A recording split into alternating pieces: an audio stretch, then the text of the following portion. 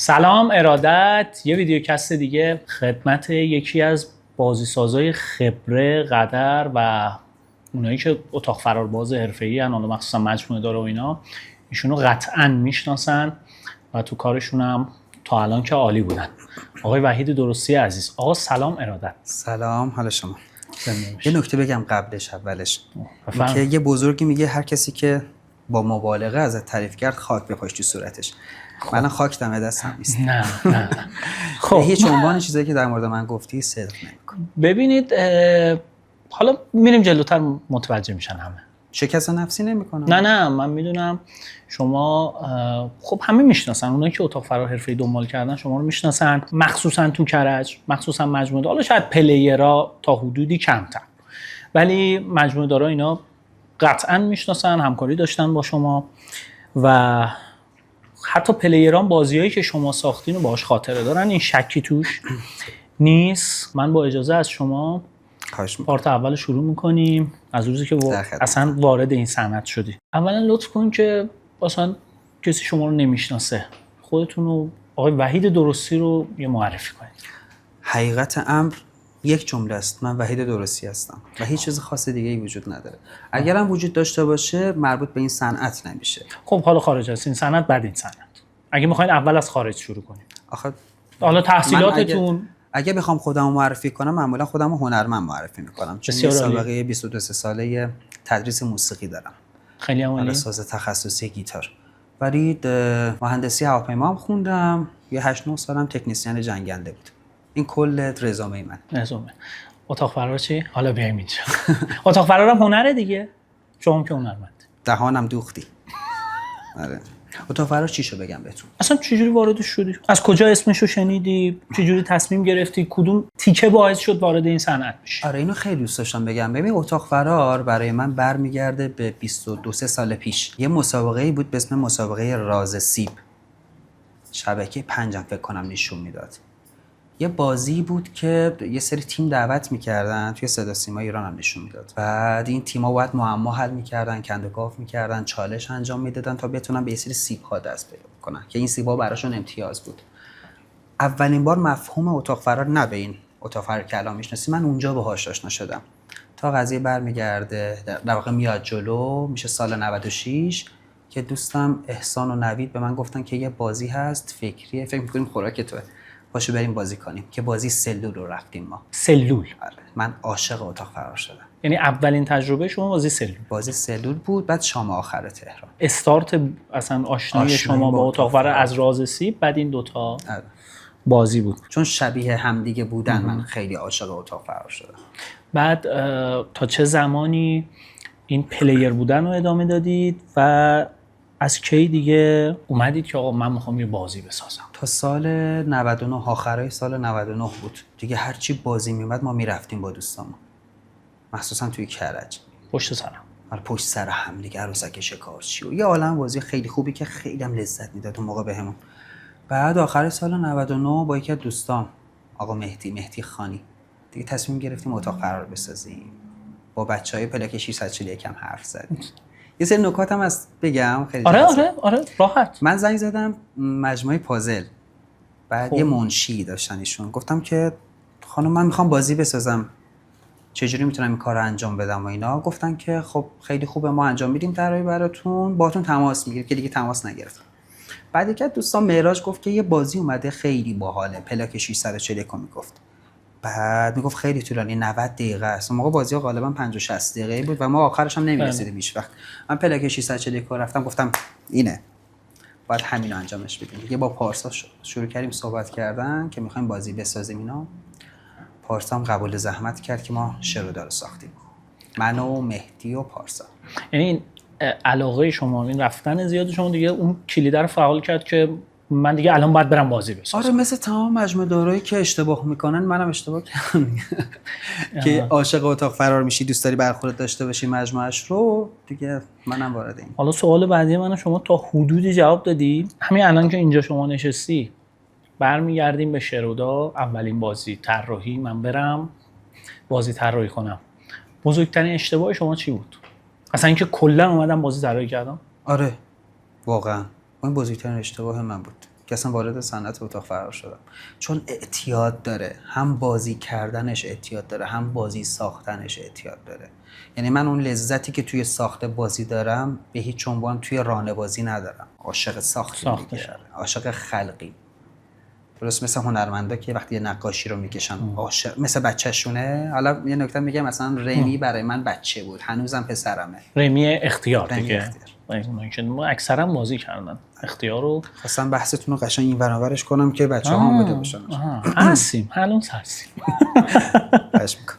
چه بخوایم چه نخوایم اسم شما با طراحی بازی گره خورده و اینو نمیشه، چون گذشته رو شما نمیتونی محو کنی که این هست. و خیلی هم شاید الان که ویدیو رو نگاه میکنن دوست دارن بدونن اصلا پشت صحنه طراحی یک اتاق چجوریه. حالا جلوتر میرسیم چرا شما میگه اشتباه کردم، اونا میکنن بریم خود فنیش رو صحبت کنیم. شما همین الان میخوای اتاق فرار طراحی کنی، بسم الله، از چی شروع؟ ببین یه نکته هم که تا صحبتم کردیم قبلا راجع بهش، این که هر کسی که بگه من به تنهایی یک اتاق فرار رو ساختم، نمیخوام واژه دروغگو رو به کار ببرم ولی دروغگوه. اتاق فرار ساختن قطعاً یه تیم میخواد، قطعاً. منم اون تیمو داشتم، یه تیم 10-12 نفره، تیم بچه‌های برق، بچه‌های حالا کل کسایی که میتونن داخل باشن تو یک مجموعه. با تیمم ساختم، یعنی نمیتونم بگم من طراحی کردم من ساختم، ما طراحی کردیم ما ساختیم. به صورت کلی این شکلیه. ایده های اولیه میاد، خب ایده اولیه شاید مثلا مختص من باشه، ولی اون پرداخت ایده که خیلی مسئله مهمتری هست قطعاً تیم توشه. مثلا رضا اسکندری مثلا یه آدمی به شدت فنی که من فقط کافی بود بهش بگم که چنین حالتی رو میخوام. با آقای محمد توتونساب اصلا خیالم راحت که اینا دارن کار انجام میدن. حالا این نکته‌ام گفتم، من میتونم بگم من یه مدیر اجرایی خوبی هستم، نه یک طراح خوب تنهایی. این حرف کاملا درسته. حالا من خودم کارم تقریبا ساختمون سازی و ایناست، همه چی یه تیم میخواد. اوکی، ما خودمونم تو اسکیپ تست یه تیمیم، هر کی یه وظیفه‌ای داره و کاری رو انجام میده. یه سری هم تیم پشت صحنه داریم، مثلا اینا بکنن. حالا شما اصلا به عنوان اون تیم صحبت کن. شما میگی آقا من تیم داشتم، خودم یه تیم میدونم، تکی نرفتم کاری رو انجام بدم. درسته از شما تکی نمیتونید دوربین نصب کنی، فلان کنی، دکور رو بزنی، همه کارا نمیشه انجام داد. شما اون تیمه اولین المانو چی می‌بینی؟ از کجا باید شروع کنیم؟ اگه پیشنهاد ساخت بازی به من داده بشه، من یه اخلاقی دارم، بارها به دوستام گفتم این نکته رو، این که من قبلش اون بازی رو 100 بار توی ذهنم و حتی توی خوابام بازیش میکنم.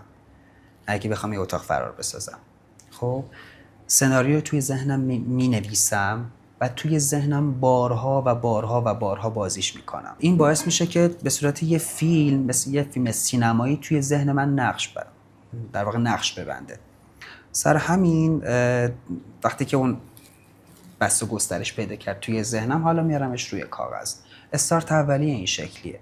استارت اولیه برای من یه خورده در واقع رویا صادقه طوره این شکلیه که من اول بازیش میکنم توی ذهنم مثل یه فیلم. خب بذار من اوکیه، شما اول میای تو ذهنت یه اتاق فرار رو بازی میکنی. نه الان میام سوال بعدی جواب میگیرم.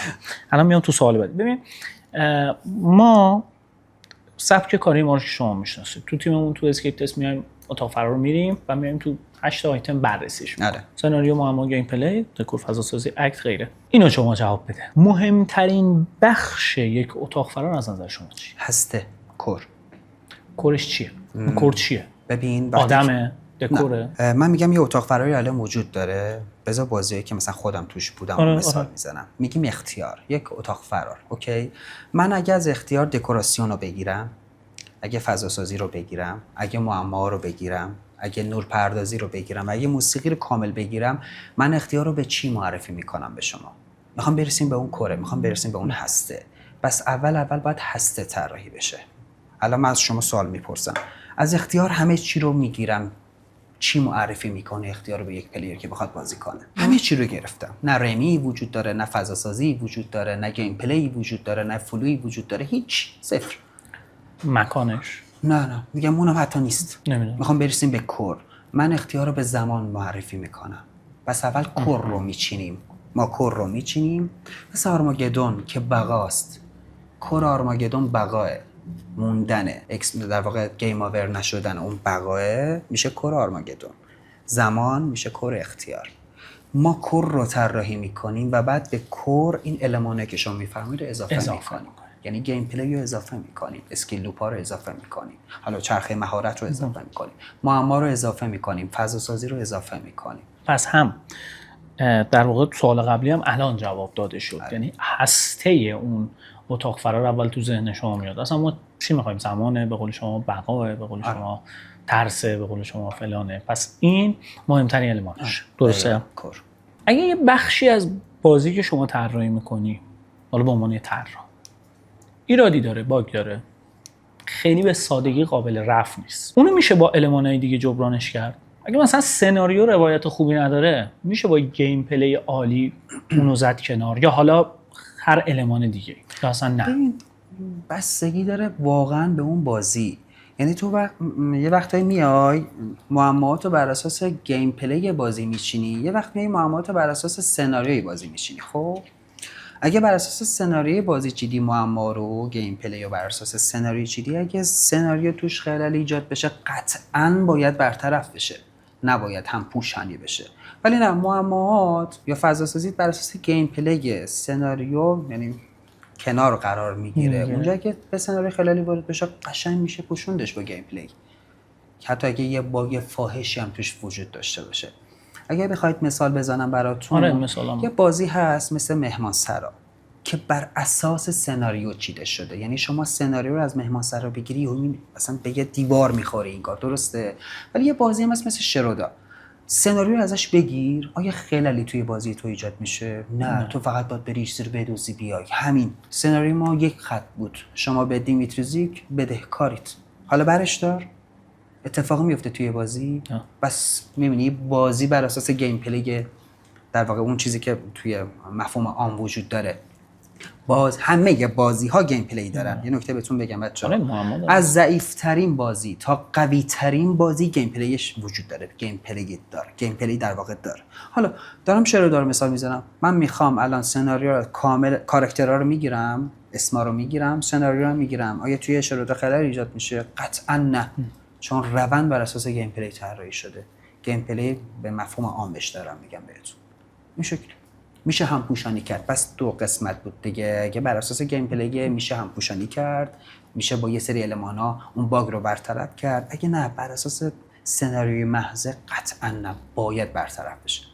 حالا اینا رو من سناریو گیم پلی مثال زدم، مثلا معما، به صورت کلی دیگه، آره، اکت، دکور، فضا سازی. پس شما میگی اگر بازی اون پایه‌ای که ما قرار دادیم، مثلا گیم پلی، سناریو، اینا، اگه اون سایدش، یعنی بازی رو گیم پلی قرار دادیم، معما یک کوچولو هم ایراد داشته باشه، این میتونه اونو بپوشونه. پوشانی میتونه. اوکی. چه بهتر این که برطرف بشه ها. میگم نه، یک کاری که مثلا دیگه همه رو مثلا 100 انجام دادیم، این شده 80 شده 90، اون میتونه اینو جبران کنه. شما میگی اگر واقعا بنا متر معیار جو اون باشه، اوکی. چیه بازی رو موندگار میکنه تو ذهن ها؟ همه میگن اختیار مثلا. اون موقع انقلاب میشه. این چی باعث شده این موندگار بشه؟ اصلا یه بازی خوب چجوری موندگار میشه؟ اگه در واقع مصداقی بریم جلو، اختیار رو مثلا در واقع رول پلی بودنش موندگارش کرد و شاید هم کاراکتر رمی موندگارش کرد. ولی در کلم ولی تمام بازی‌ها بستگی دوباره به ژانر و به سناریو، به اون حالا مفهوم بازیه، یه چیزی توش وجود داره که توی ذهن‌ها مونده. مثلا سید خلیل بود، حالا اسم بازیش هم یادم نیست، همچنان توی ذهنم هست. اون کاراکتر سید خلیل توی ذهن من هست. از کاری به قوی یا ضعیف بودن بازی نداریم ما.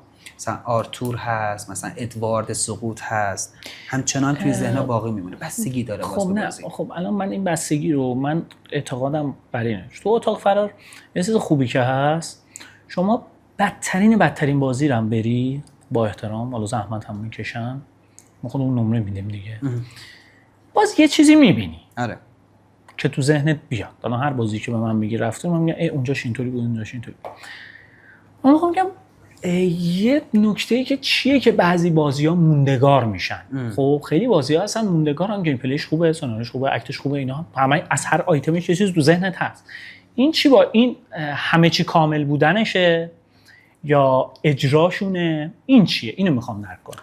ببین واقعا از نظر شما. آره به نظر من واقعا یه بحث نسبیه این موضوع. واقعا اینکه موندگار شدن یک بازی، ما قطعا بازی رو باید با 100 بسازیم، قطعا توی شکی نیست، ولی باز نکن بحث نسبیه است. من میام از اون جامعه آماری که از پلیرها دارم یه سری بازی ها رو برام مثال میزنن، 1 نفر نه 2 نفر نه مثلا 100 نفر 200 نفر راجع به بازی حرف میزنن که از نظر خودم بازی ضعیفی بوده.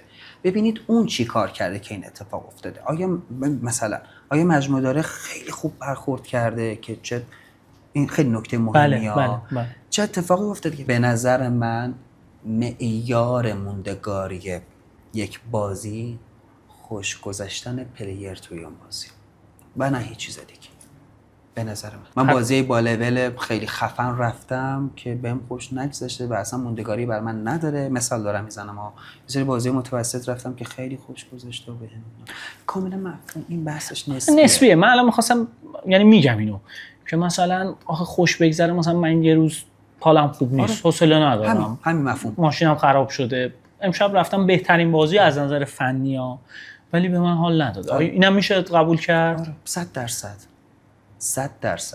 اصلا همینه، اصلا بازی همینه، سرگرمی. آره سرگرمی اولش سلیقه است. آره در واقع نمیخوام بگیم سرگرمی سلیقه است، ما میگیم سرگرمی خوب سلیقه است. ما اول بازی ها رو خوب و بد میکنیم، بعد رو میذاریم کنار، میگیم حالا توی خوبا شما سلیقه داری انتخاب کن. همین دیگه، ما خودمون هم همین کارو داریم میکنیم، نمره میدیم.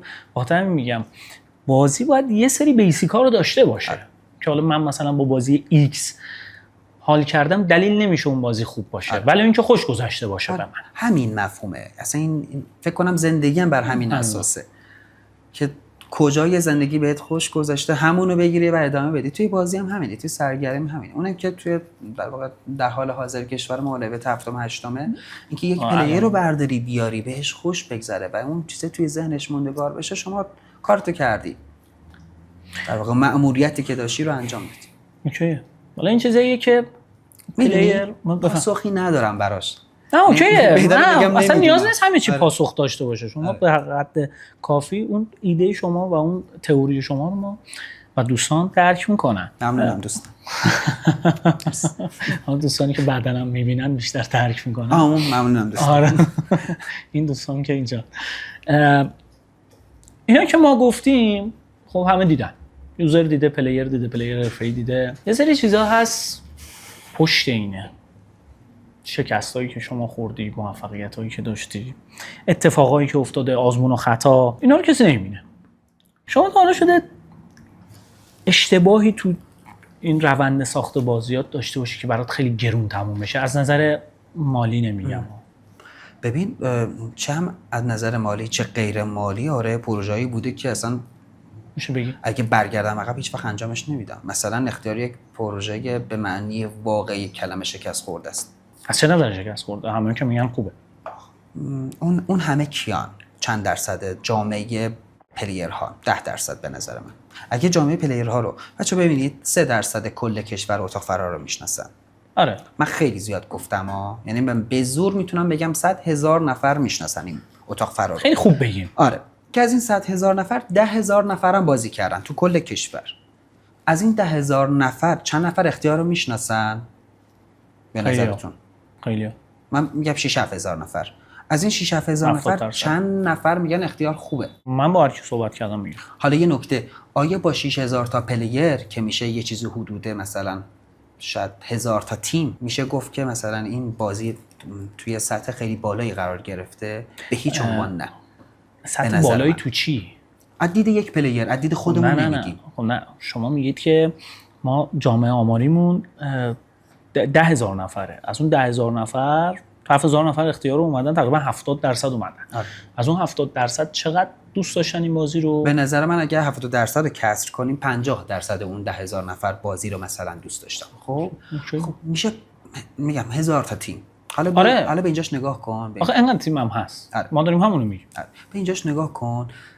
که میخوام یه بحثی رو باز کنم اگه اجازه بدی. بفهم. ببین کانون 1000 تا تیم اومده بازی کرده، میخوام بگم شکست اقتصادیش کجاست. این 1000 تا تیم اومده بازی رو انجام داده که از دید خودم این بازی باید 4-5 سال دیگه میومد از دید خودم، چون یک پروژه شکست خورده است به این مفهوم دیگه. اگه شما مثلا یه تکنولوژی خیلی خفنی که پایه‌ای نداره، بستری نداره، مثل موبایل، اگه برگردونید توی دوره قاجار قطعاً شکست خورده است. چون مثلا اون کاری که توی دوره قاجار اتفاق افتاد، ماشین وارد کشور شد در حالی که مثلا ما جاده نداشتیم. من به نظرم اون کسایی که ماشین رو خریدن دهنشون سرویس شد. چرا اینو خریدن؟ بابا دو تا اسب می‌بستیم به گاری دیگه. مال رو بود شد. اختیار چنین مفهومیه شکست خورده از این بابت که ما اومدیم اون مبلغ قابل توجه رو هزینه کردیم. اگه بخوام مثلا مفهومش رو درک بکنید $22,000 در اون سال. در اون چه سال سالی؟ 99 یا 400؟ 401 401. اوایل 401. پس نکن شکست خورده است و من پذیرفتمش که من شاید مثلا اختیار بعد سال 407 تازه میساختم. پس شما این شکست اختیار رو از نظر خودت یه شکست میدونین، هم از نظر هزینه‌ای، هم از نظر سالی که ساختی و هم از نظر روانی دیگه. یعنی منی که یه آدمی به شدت ایدئالگرایی هستم که اومدم 100 رو بذارم برای یک بازی که بگیم همه چی تموم، وقتی که به این شکست میرسه خب تو به لحاظ روانی هم یه سری مسائل میاد سراغت دیگه. حالا نه اون شکلی که وارد افسردگی شد، نه اوکی، ولی خب انرژی شما گذاشتی دیگه. می‌خواستی برگشت بگیری. جالب بود. بدترین تصمیمی که زمان مجموعه داری گرفتی چی بود؟ بدترین تصمیمی که زمان مجموعه داری گرفتن چقدر سخت، خیلی زیاده. انقدر زیاده نمیتونم بگم. میدونی میگم حالا خب زیاده، یه دونه بگو. من کل بدنم درد میکنه، بعد میگی کجات، میگم نمیدونم. این شکلی ام الان. بذار خورده فکر کنم. یه 2-3 تا یکی این که سعی کردم توی مجموعه میزروم تیم چند تا بازی بشیم که یکی از بزرگترین اشتباهات منه. یعنی گسترش مجموعه میزروم یکی از بزرگترین اشتباهات منه. یه دونه که هر پروژه‌ای رو قبول می‌کردم برای ساخت. این بزرگترین اشتباهات من. دارم گشتم از بین مثلا 20 تا اشتباه فاحشم این دوتایی که همین الانم بهش فکر می‌کنم بهم زور میاد. یعنی شما میگید تمرکزت رو اگر محدودتر می‌کردی بیشتر به نفع شما بود؟ آره. ببین آره دیگه قطعا همینه. بعد روی یک موضوع تمرکز کنی و همونو ببری جلو، خب آدم خیلی موفق‌تری از این که بیای بس گسترش بدی و اونم با توانایی خودت که تو فکر می‌کردی توانایی مدیریتشو داری ولی میدونم که توانایی مدیریتشو ندارم. حتی از نظر مالی هم خوب نبود؟ نه اصلا نظر مالی که هیچ اتفاقی نیفتاد. اون علاقه است دیگه، عشق است. آره اون عشق. اتاق فرار واقعا عشق می‌کنه. آره واقعا آره. علاقه. اصلا ببین نگاه هم کنی بچه‌ها رو، بچه‌های مجموعه دارونا کن، یه سری آدمای عاشق مجنونن. یعنی که اگه من خودم از اتاق فرار بذارم کنار، برای اولین بار ببینمش میگم تو چیکار داری میکنی؟ 2 میلیارد داری پول میذاری اینجا که یه بازی بسازی که 3 سال طول بکشه پولشو در بیاری. خب برو بذار پایین، ما 70 تن در بیاری. خیلی این بحثی که گفتم اگه اجازه میدید بفهمید ادامه بدیمش، توضیحش میدم ولی اگه نیاز بود ادامه بدیم. خواهش می‌کنم. این کسایی که بازی به زعم پلیرها بازی ضعیف میسازن، من واقعا میخوام ببینم ازشون طرفداری کنم. یعنی واقعا اینجام که از مجموعه دارهایی که حتی بازی ضعیفی هم میسازن، چه اونایی که مثلا سن و سال کمی دارن چه اونایی که سن و سال زیادی دارن، بچه‌ها نگاه کنید، شک نکنید که اونا با عشق وارد این موضوع شدن، فقط با تحلیل‌های ریاضی اشتباه که روزی 3 تا سانس میخورم، هر سانس 5 تا پلیر، هر پلیر 300,000 تومان، انقدر ضرب در 30 میشه انقدر. این اولین کاری که یک کسی که میخواد اتاق فرار شروع کنه این میاد توی ذهنش. بیزینس. آره میگم ریاضی اشتباهه، 2 تا 4 تا اشتباهه. مثل اینکه ما میریم توی مطب پزشک میگیم اگه روزی 100 تا مریض ببینه 100 تا 400 تا چقدر پول در میارن پزشکا. این چقدر اشتباه داریم نگاه میکنیم به این موضوع. اتاق فرار هم همینه. ولی بچه‌ها یادتون باشه گونه که حتی بازی به زعم پلیرها، از نظر من هیچ بازی ضعیف نیست. به زعم پلیرها بازی ضعیفی ساختن، اونا واقعا با عشق اومدن ها، اونا واقعا با علاقه اومدن ها. عدم تجربه دارن، اوکی تجربه کمی دارن، نتونستن 2 تا 4 تای درستی انجام بدن، اومدن یه بازی ساختن توی دنیای عاشقانه خودشون، توی سرگرمی ضعیف. از دید شما، از دید من ضعیفه که من این قسمتشو میپذیرم کامل، ولی نکنه تو اون دنیا وارد شده، اومده اون بازیه رو ساخته که از دید خودش همه چی تمومه. خب کسی که تا عدد 4 رو درک کرده چجوری میتونی 9 رو بهش بفهمونی؟ ما انسان‌های سه‌بعدی چجوری میتونیم بعد 5 و 6 رو بفهمونیم در حالی که فقط 3 بعد رو درک کردیم؟ یه ایراد بگیرم، هیچ کسی نبوده، هیچ مرجعی نبوده که بگه درست بازی ساختن یعنی چی؟ هیچ مرجعی الان وجود الان یه انتقادم بکنم، اون بازی ضعیفه هم داره 500 تومن میگیره، اون بازی قوی هم داره 500 تومن میگیره. دوباره اصلا این ایراد بازی ضعیفه نیستا، ایراد اون مرجع است که اصلا تعیین نمیکنه که تو چقدر باید پول در بیاری، تو چقدر باید پول در بیاری. بس ما بازی ضعیفی نداریم. از دید من هیچ بازی ضعیف نیست، اون فقط بر اساس تجربه خودش، توانایی‌های خودش رو گذاشته. یه بچه 20 ساله است، اومده با 1000 تا آرزو و شوق و بیزینس که تو اون سن 20 سالگی اومده ریسک کرده، دمش گرم، با دستش هم بوسید، اومده این کار کرده. بازی ضعیفه. من انتقاد صدم به اون سمتیه که نمیدونم چه تیمیه که قراره بیاد بگه بازی خوب یعنی چی، که تو نسبت به اون بیا بگه که آقا اول میخوای بازی بسازی، میای پیش من، میای پیش این شورا، میای پیش این تیم، ما بهت میگیم اصول بازی سازی یعنی چی. اگه میتونی انجامش بدی با بودجه مثلا 2 میلیارد تومان بیا بازی بساز. در غیر این صورت نمیتونی سانس بخوری. این چیزایی که قراره سرت بیاد، این اتفاقاتی که قراره مثلا برات بیفته، خب اون کسی نمیدونه، اون رفته ملک اجاره کرده، گفته اتاق فرین 2 تا معما میذارم میره میذاره.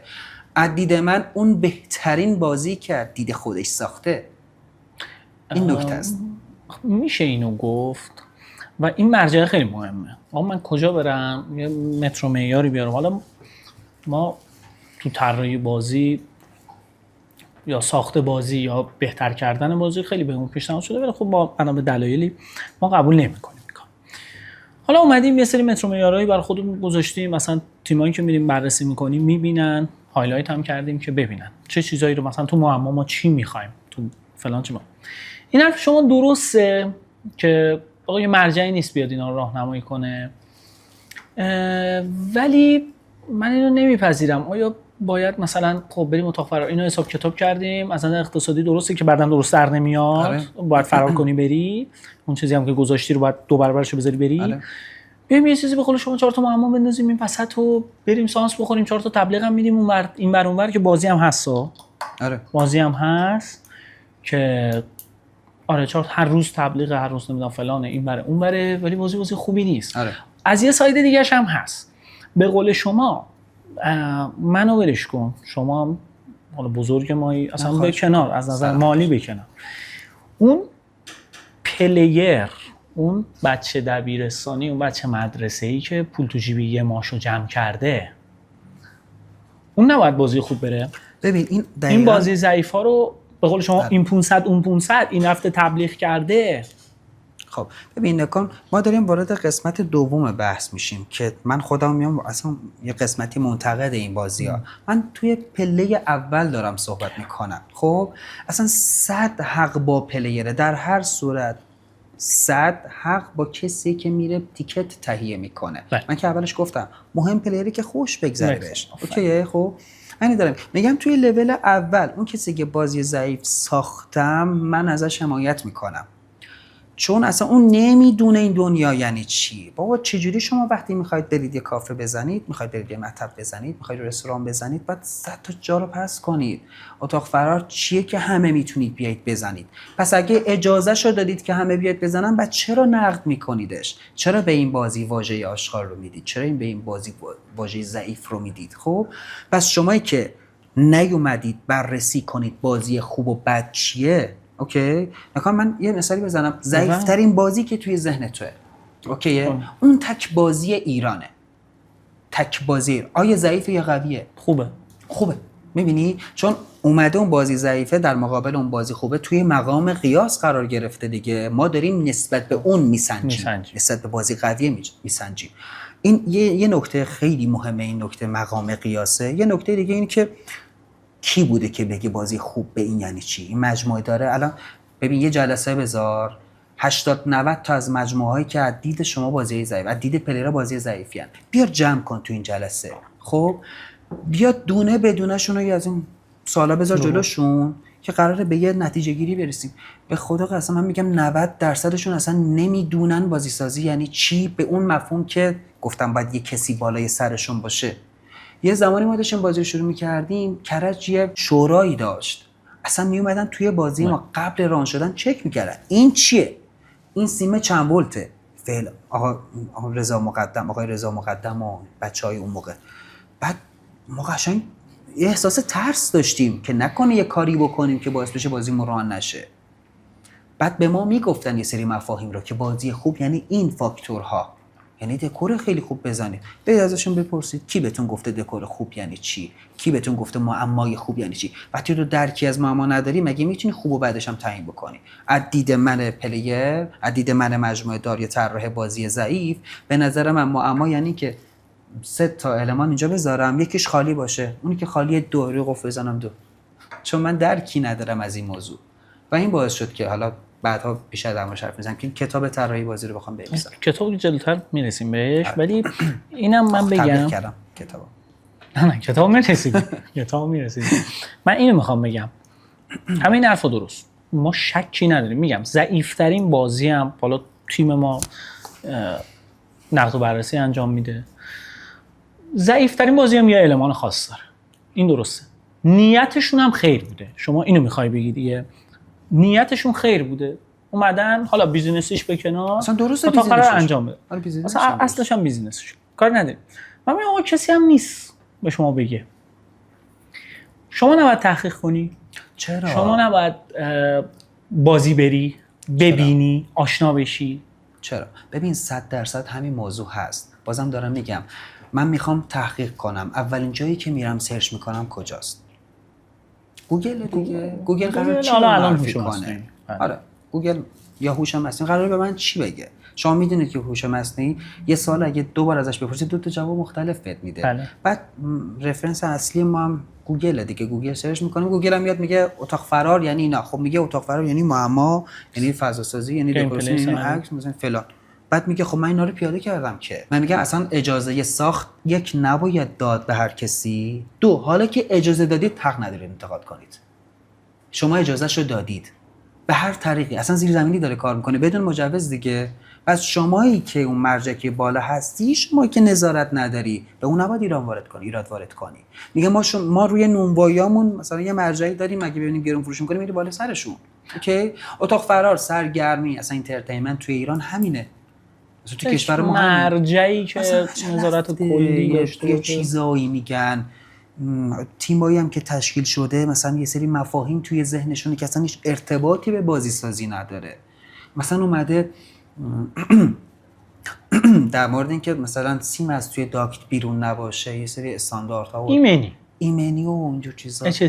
بعد تازه مثلا خبرو شنیدم، خوشحال کننده هم است که بازی‌ها نسبت اگه نیان اون لول‌ها رو پس بکنن یا اون فاکتورها رو پس بکنن، مثلا اینکه مثلا یه سری سایت فروش جلوی بازیشون رو میگیرن. بازم این ایراده، ولی ایرادی که من میتونم بهش لایک بدمه. دوباره این ایراده ها که میایم جلوی فروش یک بازی رو میگیریم. ببینین از اون اول، از قدم اولمون ما اشتباه داریم میریم مسیر رو. اون قدم اول اشتباهه. الان رسیده به این که یه عالمه به قولی به نوعی بازی ضعیف داریم، الان شده معضل برای ما. پلیر میگیم ضعیف بود، بعد معضل برای مجموعه دارم هستا. پلیری که بار اول میره اون بازی رو تجربه میکنه میگه این اتاق فرار دیگه نمیره. مثلا بگم معضلات اینه که تو معرفی اتاق فرار به جامعه هنوز اون باگر رو ما داریم که افراد جدید رو خیلی موقع مثلا میگن تو اتاق فرار میری چیه؟ اتاق فرار اصلا تعریف میکنه عجیبه براشون. آره. و این قش رو بیاریم، ولی اینو قبول دارم. حالا سایت ها میرن برای اینکه باز کنن، میرن یه سری چیزا رو تست میکنن، میان حالا گرید میدن، اینا کاری به اونا نداریم. ولی من همچنان، شما فکر کنم با من موافقی، بازی ضعیف یا حد اقلی اصلا به نفع خودشونه که ران نکن. آره. من که فقط ببخشید من میونه کلامتون عذرخواهی میکنم، مثال بخوام بزنم دیگه، ابتدایی ترین کار اینه که رنگو بگیری بزنی تو دیوار به جای دکور. دقیقاً. ببین کامل موافقم با تو، یعنی بس به این سمت نره که منو بعدم نه. طرفداری نه، کنم نه، از نه، این سری. می‌دونم. من دارم طرفداری میکنم از معضلاتی که اون مجموعه دارا دارن، از زحمتی که میکشن، از زحمتی که دارم میکشن. مثلا نکن من چی نمیکنم، طبقه بندی نمیکنم بازی رو، من لول بندی نمیکنم، سطحی بهشون نمیدم. من دارم میگم یه زحمتی کشیده، در واقع علمی هم به این موضوع نداشته، رفته این کارم انجام داده، 400 500 تومن هزینه کنه. تکلیفش چیه این؟ وقتی که هیچ کسی نبوده که راهنماییش بکنه. خب یه مرجعی باید باشه که بره پیشش بگه آیا میصرفه من انجام بدم؟ چک لیست بگیره. آره، یه چک لیست. این اگه تونست اینا رو پاس کنی تو میتونی یه بازی استاندارد باشی، یه بازی مثلا متوسط رو به بالا باشی. اینا رو ندیده به خدا. غالباًشون نگاه کن، سن و سالاشون رو نگاه کن و رویاهاشون رو نگاه کن چه چیزایی وجود داره. خیلی باهاشون ما صحبت می‌کنیم. آره، خیلی صحبت من رویای تهران، ایران، آسیا، جهان دارن اینا توی ذهنشون. بعد حالا ما سعی میکنیم، ما درسته تیم نقد و بررسی خیلی هم سفت و سختیم، ولی نشده بازی بریم و ایده ندیم تا اونجایی که ذهنمون میرسیده اونجا تو اون فضا فوق‌العاده است. و خیلی هاشون واقعا انقدر با علاقه کار میکنن و اینا رو به ما میگن، عکس میفرستن، فیدبک میدن، آقا اینو عوض کردیم، آقا اینو فلان کردیم. چرا این اتفاق میفته؟ به شما فیدبک میدن چون راهنماییشون کردیم. تازه دارن با این دنیا آشنا میشن. به خدا کل حرف من همینه. خوبه با این دنیا آشناشون اصلا 100%. میگم خب بیارو مثلا الان شما خودت بازی رو طراحی می‌کردی، شما مرجعت کی بود؟ حقیقتاً خلاقیت خودم. حقیقتاً مرجع خاصی که وجود نداشت. من بعدها با این سری کتاب آشنا شدم. مثلا معما رو از کجا پیدا کردی؟ نمیدونم. یعنی فقط خلاقیت خودم. همین دیگه. یعنی میگم اونم شما چالش داشتی. آره. ولی حالا اون تجربه این کمک رو به شما کرده بود. ما توی اسکیپ تست، حالا صحبت‌های ما رو که شنیدید، یه بار دیگه هم تاکید میکنم، تلاشمون کمک کردن و پیشرفت این صنعته. چرا؟ چون به نظر خود من و تیم ما، حالا من عضو کوچیکی از این تیمم، میتونه یکی از بهترین، اگه نگم بهترین، یکی از بهترین تفریح‌های یه جوون باشه و به خاطر همینم اومدیم کمک کنیم بازی خوب بیاد، پلیرها بازی خوب برن، رضایت داشته باشن، 4 نفر دیگر هم به این تفریح بکشونن. نشه به قول آقا وحید که این اتاق فرار بود خداحافظ شما، این کار نشه. به خاطر همینم ما این پیج و این تیمو استارت زدیم و انشالله همینطوری هم بتونیم بریم جلو. جان و المان ها که کمک کنه حداقل تو هر المان پارامتر داره که بتونن آشنا بشن با این آره دیگه دنیایی که شما گفتیم. ما به اندازه مثلا دانش و تجربه خودمون اینو انتقال بدیم، حالا همه هم تلاش می‌کنیم آپدیت کنیم خودمون رو، این صنعت رشد بکنه. آره، واقعا نکته که واقعا وجود داره اینه که من توی پیج شما، خب بله. من توی پیج شما رو دارم، خیلی هم دنبالتون میکنم. اگر لطف باشه دارید. اون موقعی که استارت زده بودید گفتم اینو چیزی که باید وجود داشته باشه که پلیرها این شکلی به پیج شما نگاه کنن، به بازی‌های خیلی خوبتون، پلیری که دوست دارن مجموعه دار باشن. از دید در واقع شما امتیازی که به اون بازی‌ها دادید چارت بندی شده، توی هایلایت ها هست، پستاش وجود داره دیگه. من یک پلیرم که میخوام بازی بسازم، میام بازی‌ها رو نگاه میکنم، میگم این چی شده که این تیم به این بازی‌های در واقع از دید شما خوب امتیازهای خیلی خوبی هم داده. میام بررسی میکنم، اگه من اولین بار بخوام بازی کنم میام بررسی میکنم اینا چه چیزایی توش وجود داشته، بعد اینا رو جمع بندی میکنم، میگم بس اتاق فرار خوب یعنی چی. پس شما این بارم روی دوشتون هست که شما که لطف دارید. میگم ما تلاشمون اینه، مثلا همینی که شما گفتی، ما هایلایت فکر کنم اولمونه یا دومونه، هایلایت اولمونه. اصلا این 8 المانی که ما میگیم چی رو بررسی میکنه؟ آره، آقا سناریو یه پیش درآمد داره، شروع داره، روایت داره، پایان داره. دقیقاً. ما خورد بررسی میکنیم، درسته میگیم سناریو 7 8 9 10، خب پشتش چیا هست؟ حالا نمیتونیم ما توی ویدیو بگیم آقا این پیش پرداختش اینطوری بود، ولی اونجا برات گذاشتیم، حالا به عنوان یه عضو کوچیکی از این جامعه گذاشتیم آقا ما اینا رو بررسی میکنیم، آپدیت میکنیم خودمون رو، میگیم دوباره آقا حداقل به قول شما آقا بیا تو معما اینو داشته باش، حداقل بیسیکشو داشته باش که تیکتت هم بخوری، بیزینسیت هم در بیاد. و تیمایی هم من با واژه آشغال و اینا واقعا مخالفم، چون واقعا زحمت خیلی کشیدی. برمیخوره. حالا بازیت هم ضعیف نباشه، من میگم ضعیف، بالاخره زحمت کشیدی ولی ضعیف. حالا امیدواریم بتونیم و شدنیه محمد حسین. آره ما داریم تلاشمون شدنی. میکنیم قطعا شدنی و سعی میکنیم هم این تلاش رو گسترش بدیم. آره قطعا شدنی.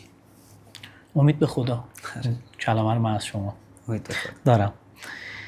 شده یه ایده شما رو برگردیم به بعد دوباره میرسیم. عصبانی شدم نه برگردیم. هنوز چالشی ها مونده. آره هنوز عصبانیت میگفتی من خیلی زود عصبانی شدم. شما اگه خسته ای نفس بگیر. من آمادم. من نفس خاصی نمیخوام من بگیرم. صبح تا شب دارم بحث میکنم. آره. از هر بحث شما بگید، مذهبی، سیاسی، علمی. چون قراره پخش بشه من نمیتونم بگم نفس گیریم چه شکلیه، ولی همون یه بار برام همه حد زدن. شده شما برگردیم تو بحث پشت پرده بازی ها و اینا. یه ایده رو کاغذ نوشتی، تو رویاهات که شما گفتی بوده فوق‌العاده خفن و اینا، اومده تو اجرا شکست خورده یا برعکس؟ ایده که برای خودم بوده خودم اجراش کردم، آره. ایده که برای خودم بوده یکی دیگه اجراش حالا کردم. شما خودت اجرا کردی. ایده که توی ذهنم بوده و شکست خورده. شاید هم نبوده و اومدید تو اجرا خوب در اومده. حقیقتا نه. ببین توی چند تا بازی که من کمک کردم به بچه‌ها، یعنی با تیممون کار رو انجام دادیم، واقعا خودم راضیم از این بازی‌ها، راضیم خودم، دوستشونم دارم. یعنی اون چیزی که تو ذهنتون بوده رو تونستی پیاده کنی. حالا تو 70% 80%ش تونستیم پیاده سازی کنیم، ولی اون رضایت رو ازش آره. شده وسط یکی از این بازیایی که با تیمتون طراحی کردید، شما رو این کلمه حساسی، تصمیم بگی برگردی از اول؟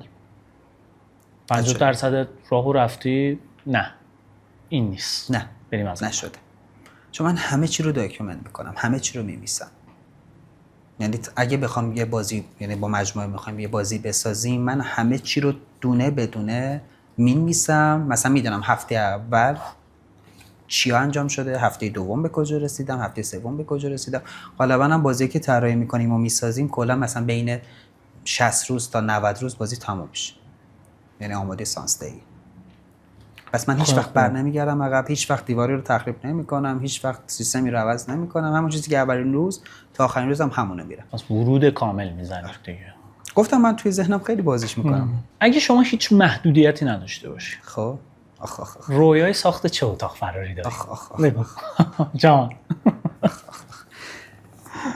حقیقتا آرزوی منه ساخت بازی باترفلای افکت اثر پروانه‌ای. یه بازیش هم بود. نه پروانگی نه، اثر پروانه‌ای، یک مفهوم فیزیکی. آره. بعد یه دونه این بازی، یه دونه هم بازی لاست آف آس. این دوتا آرزوی منه. اثر پروانه‌ای که میگم مربوط میشه به 2 برهه زمانی، یکیش سال 4000 میلادی، یکیش در واقع سال 1 میلادی. اتفاقاتی که توی این مفهوم میفته، 2 دنیای مختلف که به صورت موازی حرکت میکنن. اثر پروانه‌ای حالا تعریف علمیشو من بخوام بگم، میگن یه پروانه‌ای توی یه گوشه از دنیا بال میزنه و توی یه جای دیگه طوفان برپا میشه. درسته؟ این اثر پروانه‌ای. یه فیلم پیشنهاد میکنم به شما و به مخاطباتون که اون مفهومی که توی ذهن منه، به اسم مستر نوبادی، آقای هیچکس. 3 ساعت خورده فیلمه. من این فیلمو فکر کنم 20 بار تا حالا دیدم. بعد لحظه به لحظه‌ش هم لذت بردم. این فیلم مفهوم اثر پروانه‌ایه. ولی اون دنیایی که من توی بازی آوردمش و حالا نوشتمش و چارت بندیش کردم و اینا، یه دنیای ماورایی واقعا توی بازی که به صورت واقعی اگه اینجا یه سری چیزا تغییر بکنه، ما توی اون عالم داریم میشه چیزایی رو تغییر میدیم. اینو شما آماده کردی؟ آماده است. چرا نمیسازی؟ محدودیت داره. اصلا محدودیت خیلی چیزا داریم. آره. مثلا دیدم لاست آف آس محدودیت مالی داره، محدودیت اصلا که من چند بذارم بلیتشو، تیکتشو چند بذارم که فروش بره که بعد 20 سال بتونم پولشو در بیارم. واقعا هم سنگین. الان تیکتام داره سنگین. لاست آف آس هم که آره دیگه نوستالژی. آره فوق العاده دوستشون دارم. دکتر فکر کنم بازیش نبود توی حدودی، فکر کنم اتاق از یه بازی از گیلیچ یه تیکش. آره گیلیچ، من اگه یادمه گیلیچ که ایکس بایر شد. یه اتاقش لاست آف آس بود. الهام گرفته شد. آره حتی توی اختیارم ما یه سری چیزاشو گذاشتیم، ما موزیکشو رو، یه قسمت زامبیلندشو. آره البته اینم بگم الان سال 405یم که این دوتا رویای منو ممکنه 406 ممکنه 406 رویام کامل عوض شه. خب یکیشو یه نوشتی، لسواس هم نوشتی شما؟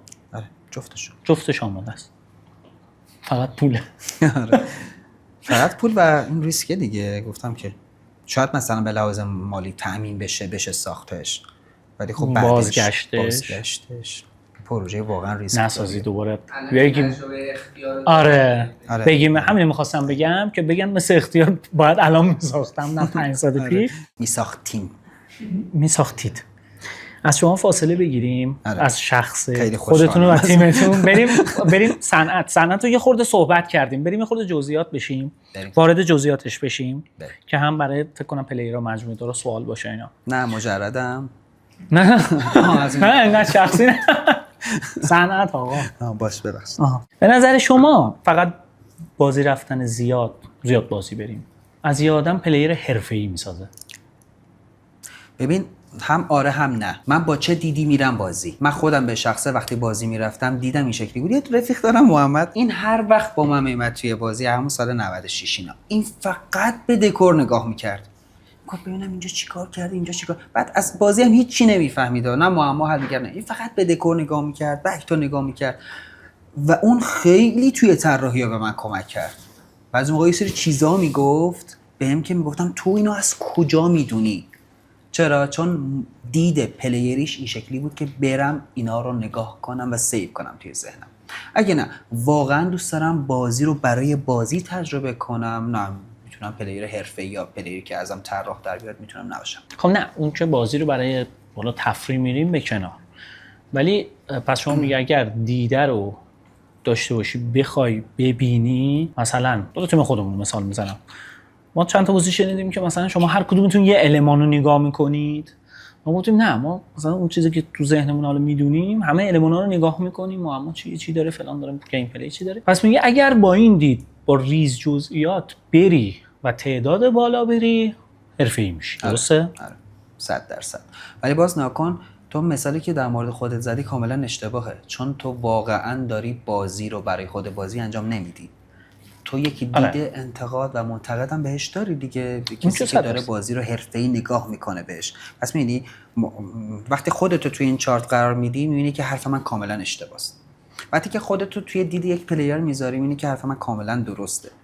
اینکه پلیر میتونه 300 تا تجربه داشته باشه و هیچ چی ندونه از بازی، پلیر میتونه 15 تا تجربه داشته باشه و فول بشه از یه سری المان‌هایی که مربوط میشه به اتاق فرار. یعنی هر کسی از زن خویش شد یار ماست دیگه. یه هنرمند یه جوری دنیا رو نگاه میکنه که آدمای عادی نمیتونن ببینن و یک پلیری که به ذات پلیگره، به ذات طراحه، اینا وجود دارن توی همین پلیرایی که الان هستن، ذاتش طراحی. این آدم خیلی اومدن پلیرای من که میبادن بازی ما، این ذاتش یک طراحه و بعد 10 تا تجربه یه سری مفاهیم رو بهت میگه که تو باورت نمیشه. پس نکن لازمه یه تجربه بالا نیست، حتما لازم نیست، تجربه پایین هم حتما اون لازمه نیست، کاملا یک مفهومه. اون دید ناظر چیه به این بازی؟ شما میگید اون یه طراح درون داره، یه هنرمند درون داره و میره المانا رو میبینه، وقت میذاره، فکر میکنه روش. مثلا یه بازی دکورش باید چی باشه؟ منطقی ترین حالتش آقا به این فضا، به هر فضا دکورش بخوره. اگه خونه است خونه باشه، دقیقاً. اگه بیابون باشه، قبرستون باشه. اصلا بعد در واقع ما فیدبک آخر بازی رو که میرفتیم که نظرتون چیه، اینکه شروع میکنن به صحبت کردن بعضی از پلیر، تو متوجه میشی که این چقدر یه سری دیده وسیع، آره مفاهیم رو درک کرده که تو با لذت میبری با حرف بزنی و برعکسش هم هست دیگه. از نظر شما پلیر ایدئال چه ویژگی داره؟ اصلا میتونیم بهش بگیم چیکار کنه، اصلا این کارو میکنه اون کارو میکنه یا نه؟ ببین از دید یک گیم مستر که بخوام بهش نگاه بکنم، اینکه تمام قوانین بازی رو رعایت کنه. که دید گیم مستر غالبا اشتباهه. غالبا اینکه ببین من یک فلوید در واقع یک روندی رو برای پلیر چیدم که تو باید از اینجا بری به اینجا، از اینجا بری به اینجا و از اینجا بری به اینجا، این دو شاخه رو وارد بکن. این پلیر میاد از اینجا وارد اینجا میشه، از اینجا میاد اینجا، یه دوری میزنه، بعد دو شاخه هم نمیتونه وارد کنه. از دید گیم مستر این پلیر بدیه، ولی از دید طراح این پلیر فوق العاده است. چرا؟ چون من یه کاری کردم پلیر توی بازی یک جوری داره رفتار میکنه که کاملا اون فضای گرفتتش. من خوشحال میشم از این موضوع. بعضی موقع توی بازی اختیار خیلی دیدمش، تو بازی چرا زیاد دیدمش که پلیر میرفت محکم میخورد به چیزی میشکوندش. بعد مثلا دوستم رضا عصبانی میشد، میگفت چرا؟ گفتم رضا تو انقدر بازیت خوبه که رفته شکوندتش. حالا نمونه که دارم دم نه خوب میاد. آره گفتم ببین عدید طراح نگاه میکردم، رضا عدید یک گیم مستر، عدید طراح تو انقدر کارت خوب انجام دادی که اصلا ترسیده داره فرار میکنه، میگه فلان، داره جیغ میزنه با تمام وجودش. عدید گیم مستر میگه تو چرا قوانین بازی من رعایت نکردی. پس نگاه چقدر متفاوته. عدید خود پلیر هم میشه به این قضیه نگاه کرد دیگه، که اون پلیر معما حل کنه خیلی خفنی، خودش هم داره لذت میبره. اون چرخ شعفی که توی در واقع طراحی بازی وجود داره که چقدر من طراح دارم بعد اینکه معما رو باز کرده بهش شعف میدم. آیا ما چرخ شعف رو داریم توی اتاق فرار؟ این اتفاق رو دارم میگم. عدید طراح نگاه کنیم، عدید گیم مستر نگاه کنیم، شما عدید طراح، شما الان طراحی اینجا نشستی. ببین پلیر ایدئال چیه؟ پلیر ایدئال از نظر من پلیری که یک جدا از قوانین بازی که انجام میده، آخر بازی فقط از من یک تشکر کنه بابت لذتی که از بازی برده. همین از نظرم پلیر ایدئال از نظر من اینه که فضای بازی که من براش ساختم گرفته بشه، لذت ببره. چون من دارم میبینمش. میدونی شاید اون درون خودش متوجه موضوع نشده باشه، ولی من طراح دارم میبینمش. و غالبا هم خب وقتی عدید من باشه همون پاس میکنه پلیر حرفه‌ای بودن رو. امروز کسی بخواد میاد پیش شما میگه من میخوام وارد این صنعت بشم، چی بهش میگی؟ بیا نه. اگه میخوای بیای چیکار باید بکن؟ بس شد 3 سال در واقع. حالا من اومدم دیگه، من میخوام بازی بسازم. ببین اول پشیمونت میکنم قطعا. من بهت میگم که اگه آماده یه سری چالش‌های وحشتناک هستی بفرما، میتونی بهش شروع بکنی. بعد نکته دومی که بهش میام ریاضیات مالی یک اتاق فرار رو بهش میگم. بعد میام بهش میگم که اتاق فرار چه شکلیه، تو کدوم لول میخوای کار بکنی، میخوای استاندارد باشی، میخوای پیشرفته باشی، میخوای پیشرو باشی، کدومشی. بعد دیدت به اتاق فرار چیه؟ دید 2 ساله داری، دید 1 ساله داری، نه یا دید 10 ساله داری، حتما بیا. پلن داری برای بازی بعدیت، برای این صنعت سرگرمی پلن خاصی داری، بیا. اگه نه فقط اینه که بیام 6 ماه 1 سال کار کنم، قطعا میگم نه یا قطعا. همین الانم بهتون میگم نه. هر کسی هم زنگ میزنه میگم نیید. الان نیید. آره. دلیلش هم که میگم از همه لحاظ دیگه. از همه لحاظ اقتصادی چون اصلا صرفه نداره اتاق فرار. واقعا نداره، واقعا با عشق. اون اول صحبتم گفتم. آره واقعا علاقه دارن که این کارو انجام بدن. حالا یه سری بازی خیلی خفن باشن اون برگشته رو دارن، ولی چقدر طول میکشه که برگرده؟ خیلی دوباره میگم صرفه محاسبه سود زمانشو بکنی احتمالاً درست در نمیاد. ساخت اتاق فرار هنر یا بیزینس؟ ترکیب جفتشه دیگه. میدونی آره. هم هنر هم بیزینس، ولی چون اون آورده مالیش خیلی کمتره از نسبت به بیزینس‌های دیگه، با همین مبلغی که میخوای هزینه کنی به نظرم هنره بیشتر تا بیزینس. آره دیگه واقعا هم هنره. واقعا هنره. با این وضعیت بیزینسی الان بیشتر فقط همون علاقه است و بعد هنر به خرج دادن. واقعا. چرا بعضی بازی‌ها شکست میخورن؟ کم میکنه بعد 1-2 ماه. خدا حافظ. ببین یا اصلا اگه یه خود کاملترش بکنم، ببخشید که یه دفعه بریم تو بحث. کی باید مثلا چرا بازی‌ها شکست میخورن و بازی داریم اوکی، کی باید دیگه بگیم استوب، دیگه این بازی باید توقف بخوره؟ چرا بازی‌ها شکست میخورن؟ میدونی اگه بخوایم خیلی بازش کنیم و بس و گسترشش بدیم، یه جورایی داره نقض میکنه حرفای ما رو. هم چند دقیقه قبلی که در مورد یک بازی ضعیف متوسط صحبت کردیم. چرا بازی‌ها شکست میخورن؟ اگه دید خوشبینانه داشته باشیم، فقط بازی به ما و بازی برای بازی به این موضوع نگاه کنیم، حاشیه‌ها رو بذاریم کنار، پلیرای ما نسبت به چند سال پیش فوق‌العاده باهوش شدن. باهوشم هستن و باهوشم شدن. گفتم یه دیدهایی به طراحی پیشرفت بازی دارن. خب میدونی چرا؟ چون اینا غالبا خودشون گیمر هم هستن. بله. اگه دقت کرده باشی. خب این پلیره که اومده یه دید طراحی هم به این بازی داره، وقتی وارد یک بازی میشه که اون المان‌ها رو توی ذهنش پاس نمیکنه، قطعاً اون بازی شکست میخوره. چرا؟ چون ما یک ضعف مارکتینگ داریم توی کشورمون. اتاق فرار سینه به سینه است. اتاق فرار تلفنیه و همین سینه به سینه باعث میشه بازی اوج بگیره، رشد بکنه، چند سال بمونه و همون سینه به سینه باعث میشه که بر عرض 1 ماه بازی جمع بشه. خیلی بازی‌ها هستن که 1 ماه جمع شدن. دوباره لول بازی است دیگه، سطح بازی است، اون چیزایی که توی بازی وجود داره. به خود چالشیش کنم میشه گفت مافیا نمیذاره میزننشون. گفتم ببین اگه گفتیم بحث زرد رو بذاریم کنار، نه. خوشبینانه به این قضیه نگاه کنیم. خوشبینانه شو که اوکی. آره. میخوام بگم شما چند بازی با تیمتون طراحی نکرد. آره. اینا رو دیدی، ما هم دیدیم، ما هم میدونیم، تعارف نداریم. آره. تعارف با کسی نداریم. آره میدونی من اصلا تعارف ندارم با آفرین. کسی.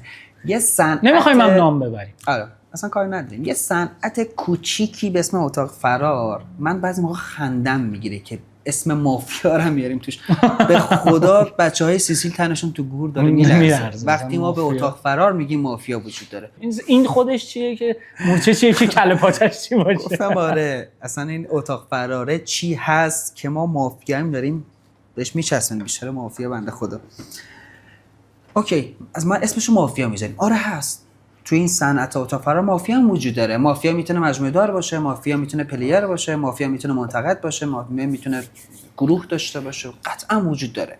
این از سر دلسوزی هست، از سر لجبازی هست، از سر دشمنی هست، از سر دوستی هم هست. این مدل های انتقاده دیگه. ما که آدمای ممکن الخطاییم دیگه. اینا هم بر اساس خطا دارن این سری کارا رو انجام میدن، شاید هم به اشتباه.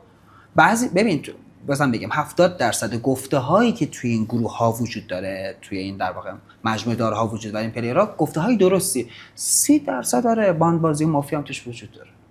تو تمام ولی در در کل شما سنگینی رو میدی به اون بلد نبودنه، راهنمایی نکردنه و دقیقاً. بازی ضعیف اومدنه. دقیقاً آره. آخرین سوال این تایم، بزرگترین مشکل امروز اتاق فرار چی؟ این صنعت چی؟ تو کدوم قسمت بررسیش کنیم؟ توی قسمت اقتصادیش بررسیش کنیم، تو قسمت طراحیش بررسیش کنیم. بزرگترین مشکل الان به نظر من واقعا پیدا کردن یه ملک خوب، اینکه خیالت راحت باشه 4-5 سال اون ملکیت داری اجارهش رو میدی. این بزرگترین موزله. من فکر می‌کنم خیلی از مجموعه داره که دیگه نمیان سراغ اتاق فرار، سن همین موضوع که دیگه نمیان. بازی خوب میشناسیم که بعد در واقع 3 ماه اکسپایر شده، مهاجران، به خاطر مشکل ملک. بی‌نظیر بود. من میتونم نام ببرم، بازی خوب رمپ بود تو کرج. آره. چرا نمی‌بینی؟ شما رفتی رمپ بود. آره این چه اتفاقی افتاده براش؟ بحث اقتصاد یا بحث طراحی هم است که بزرگترین موزله که متاسفانه کسایی که بازی میسازن سواد ساخت بازی ندارن. یه استراحت می‌کنیم برمیگردیم. اسم شما همیشه طبیعیه دیگه، به عنوان طراح بازی میاد. شما یه طراح بازی طبیعتا موافق و مخالف هم دارید. 100%. این که 100%. به نظر خود شما یه طراح بازی خوب رو با چه معیاری باید قضاوت کرد؟ چجوری میگیم این طراح بازی طراح خوبیه؟ ببین کاری که ارائه کرده، چیزی که خلق کرده. یه طراحی که کاری از خودش ارائه نکرده که اصلا طراح نیست و یه خالقی که چیزی خلق نکرده اصلا خالق نیست. پس من میام میبینم که چه چیزی ارائه کرده، چه چیزی ساخته، من نسبت به اون میگم این طراح خوب هست یا بده. معیار برای من اینه. اون چیزی که باز همون لذت نمیشه که پلیره بهش. نه خود مفهوم طراح پرسیدی که طراح چه فاکتوری داره که طراح خوب باشه. به عنوان مثال میگم اگه اون یه نخبه طراحی بازی هم باشه و چیزی ارائه نداده باشه، نظر من هیچ کاری نکرد.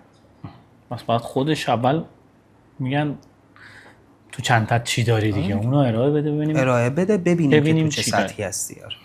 شما به خودت چه نمره‌ای میدی؟ از چند؟ از 10 شما. 6. چرا 6؟ چون خیلی چیزا مونده که در موردش مطالعه کنم و یاد بگیرم. نه خیلی. حالا درباره خود شخصی، آره درباره بازیایی که طراحی کردی یا به عنوان یه طراح بازی، همون 6. یعنی 4 نمره جای کار داری. آره. 4 نمره من الان خوشبینانه گفتم. آره 4 نمره جای کار. و اگه اون 2 تا سناریویی که میگی نوشتم 9 انجام بدی میای رو 9. بزرگترین سوء تفاهمی که درباره شما وجود داره چی؟ بزرگترین سوء تفاهم بالا از دید پلیر مجموعه دار چه سوء تفاهمی هست که الان اینجا میخوای رفعش کنی یا اصلا نیاز به رفع نیست؟ ببین نیازی که به رفع نداره. به قول مهران مدیری آدم از روی ضعفه که توضیح میده. نیازی هم به توضیح ندارم. اگه سوء تفاهمی هم هست که من مقصرشم عذرخواهی میکنم. حالا اگه هم سوء تفاهمی نیست و یه سری چیزا بوده صحبت‌ها بوده که من باز میبخشمشون. چه صحبتایی بوده؟ سوء تفاهم بگیم دیگه راحت باشیم. میدونی بحثای چالشی و بحثای زرد دیگه. از مدل طراحی هست مثلا اون موقع که با مهدی نادچرودار رو ساخته بودیم این موقع میگفتن چرا این مدل بازی رو ساختید که باعث بشه که مثلا این لول بازی‌ها به قول خودشون بره بالاتر. ببین همین الان گفتم 6 دیگه بهت. بله که لول بازی‌ها بره بالاتر که ما سانس نخوریم. این مدل‌ها رو مجموعه دار اینو میگه. آره مجموعه دار. آره میگفتن سانس تا دوره اختیاری که میگفتن این چه مدل بازیه که ساختی. حالا من این چه مدل بازی که ساختی یعنی چی؟ یعنی که این بازی‌ها انقدر قویه که چه مدل بازیه، این بازی انقدر ضعیفه که چه مدل بازی. باز اینا هم برای من گنگ و مبهمه. همین به خدا چیز خاصی دیگه نیست. اوکی تا همینجا چی شد که از اتاق فرار فاصله گرفتی؟ فاصله گرفتی که حقیقتا دنبال بیزینس خودم بودم. یعنی دنبال این که بتونم پول در بیارم. فقط عاملش این بود؟ نه عوامل که خیلی زیاد. خستم از اتاق فرار. همون دیگه اینا رو می‌خوایم بدونیم. اینا رو که من نمیگم. چرا نه؟ چرا خسته ای؟ خستم دیگه. یعنی خب ببین چرا از فضای این کسب و کار شما خسته شدی؟ از آدماش خسته شدی؟ ببین نمیخوام یه مدلی حرف بزنم که حرف قبلیمو در واقع نقض بکنه. خب ولی میگم که نقضم بکنه دیگه. انقدر بازیایی که من باز طرفدارشونم ازشون دیدی که من چقدر انقدر بازی ضعیف و بی لول اومدن سانس خوردن. من یکی از بحثام با یکی از مدیرهای همین در واقع سایت رزرو همین بود. من بحث میکردم که چرا باید بازی که قویه برای مثالی بازی خیلی خوب توی تهران نباید سانس بخوره. این بازی که بی لول صرف این که یه سری تعاملا با شماها داره میتونه سانس بخوره. خب و اینا عامل خستگیه دیگه. خیلی طبیعیه. تو میای این همه هزینه میکنی. خب میگم دارم حرفای قبلیمو نقض میکنم ولی شما به دید نقض به این موضوع نگاه نکن دیگه. شما این همه برای بازی هزینه میکنی باید 200 تومن تیکتت باشه. اون که هیچ هزینه‌ای نمیکنه باید 200 تومن تیکتش باشه. تمام این بحثا باعث میشه که آدم خسته بشه از این صنعت دیگه. دلخوری شخصی نبوده به خود شخص شما؟ حالا نمیدونم همکارا مجموعه دارا نمیدونم سایت پلیر نمیدونم. آره من دلخوری شخصی که هم مدیرای سایت یکی از مدیرای سایت با من دلخوری شخصی داره که البته تا این چند روز پیش هم حتی حرفش بود که من می‌خواستم با یه بنده خدایی بازی بسازم براشون در واقع بازی بسازم که تماس گرفت که آدم قطع بود با اون شخص که حالا اومد به منم گفت گفتم بذار بگی این که ما میدونیم از کجا داره آب میخوره. بحث شخصی هم وجود داره ولی خب میدونی اینقدر این صنعت کوچیک هست که در واقع خودمون رو کوچیک کنیم بندازش. صنعت کوچیک هست ولی شما که مثلا حالا بازی قابل قبولی داشتیم نگن جانبداری هم میکنیم. آره قابل قبول همون شیشه شما اوکی. فکر میکنید اینا چه چیزایی انقدر شما رو فراری داده هستن مثلا نمیخوام کار کنم؟ باید چیزای خیلی بولتر از این باشه که حالا این بازی تیکت داشت 500 اون تیکت داشت. نه اینا که در واقع ابتداییات این قضیه هست دیگه. یه سری نکات هم از سوء تفاهم هاست. یعنی حقیقتا توی ساخت یه سری از بازی که من رفتم انجام دادم براشون یه سری سازا یه سری مکانیزم ساختن یه سری سوء تفاهم ها بود که اونم به خاطر توضیح ندادن خودمه که مثلا به عنوان مثال این مکانیزم هزینه که باید براش بشه 10 تومنه. من بدون ریز جزئیات این هزینه رو گفتم و بعد براشون ساختم. بعد اینا توی ذهنشون این بوده که خب خیلی کمتر از 10 تومنه و این باعث میشد که بگن ما بقیه پول کن و من دیگه اون موقع چیزی نداشتم برای اثبات دیگه. حقم میدم بهشون چون هر جا که بحث مالی وارد میشه ناخودآگاه هم سخته، هم یه سری تهمت‌ها میاد به سمت دیگه. حالا از دید من تهمت، از دید اون که من کاملا یه آدم مجرمم. آخرین بازی طراحی شما پیدایش بود، درسته؟ که حالا اسمش عوض شد. آره پیدایش بود. اون چی شد جریانش؟ پیدایش من که دیگه از اون خدافظی کردید دیگه. آره تقریبا. آره فعلا تا با محمد و دانیال ساختیم بازی رو ستایی. بازم میگم تنهایی نبودیم، ستایی بودیم. خیلی هم بچهای خوبی هن. فقط من تنها نقدی که به محمد و دانیال میتونم بکنم اینه که فکر میکنم به خاطر کم بودن تجربه بود که باعث شد ما به سری مشکلات بخوریم، که اون بازی توی ذهنشون از دید اونا پیدایش بازی تاپ نبود، از دید من صدم گذاشته بودم و این باعث شد که بگن خب پیدایشون هنوز به اون لولی که ما میخوایم نرسه، بعد دوباره تغییر کنه که برسه به این بازی که الان در حال حاضر سینیستر رو ران کردم. بازی خوبی هم هست، من بازی هم کردم. بله ما نمرش هم دادیم. خیلی هم خوبه. و یعنی خود شخص دانیال به شدت دوست داشتنیه، به شدت آدم خیلی خوب، دوست داشتنی و منطقی. ما باشون تعامل داشتیم، بچه خیلی خوبی هم. یعنی آخه دید من نگاه کنی به قضیه بعد یه راهی وجود داشته باشه که اونا بیان پاسخ بدن دیگه. یعنی مگه من بیام تمام حرفا رو بزنم، قرامو بزنم، باعث میشه که خب بنده خدا محجور بشه تو این قضیه. خب بس به نظر من از خود اونا بپرسید خیلی قضیه براتون بازتر میشه تا اینکه من بیام مثلا. پس یکی از دلایل بود که حالا این توافق نشد و میدونی آره توی بازی پیدایش که ساخته شد و مورد موافقت بچه‌ها قرار نگرفت، من به خودم گفتم خب اینجا انتهای خط توئه دیگه، اینجا انتهای کار توئه. یعنی برای چیزی که از دید خودت صد تو گذاشتی وقتی مورد قبول کسی که حقم دارن قرار نگرفته، یعنی من بازی ساز ضعیفیه. اینجا دیگه گفتم کات میکنم دیگه، نمیخوام برم سراغ ساخت. برگردیم عقب دوباره همین مسیر رو استارت میکنیم. کدوم مسیر رو؟ بازی سازی. آره قطعا، ولی پس پشیمون نیست. ولی کاملا دست‌های پشت پرده.